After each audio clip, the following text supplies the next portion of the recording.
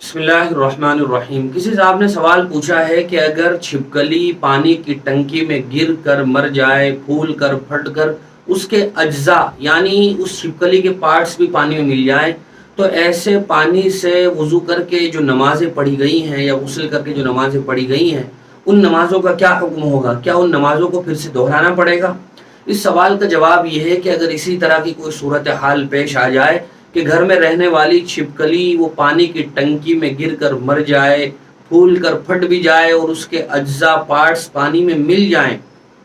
تو چونکہ اس طرح کی چھپکلی میں دم سائل یعنی بہنے والا خون اور ناپاک خون نہیں ہوتا ہے، اس لیے پانی تو ناپاک نہیں ہوگا۔ اسی لیے اس پانی سے وضو کر کے جو نمازیں پڑھی گئی ہیں ان نمازوں کو دہرانا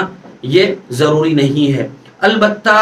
چونکہ جب چھپکلی پانی میں گر جائے تو پانی میں چھپکلی کے گرنے کی وجہ سے اور اس طرح ہو جانے کی وجہ سے اس پانی کا پینا یہ مکروہ تحریمی ہو جاتا ہے، صحت کے لیے وہ پانی نقصان دہ بھی ہو سکتا ہے، اس لیے اس پانی کو خالی کر کے ٹنکی کو اچھی طرح صاف کر لیا جائے، پھر سے دوبارہ پانی اس میں بھرا جائے اور اس سے جو برتن دھوئے گئے ہوں یا کپڑے دھوئے گئے ہوں بہتر ہے کہ ان برتنوں اور کپڑوں کو بھی پھر سے دھو لیا جائے، چونکہ اس چھپکلی کے جو پارٹس اور اجزاء پانی میں مل گئے تھے ہو سکتا ہے کہ وہ پانی نقصان دہ ہو کسی بھی لحاظ سے، لہذا احتیاط کا تقاضا یہ ہے کہ برتنوں اور کپڑوں وغیرہ کو پھر سے دھو لیا جائے۔ البتہ اس پانی سے وضو کر کے جو نمازیں پڑھی گئی ہیں ان نمازوں کا اعادہ کرنا اور دہرانا یہ ضروری نہیں ہے۔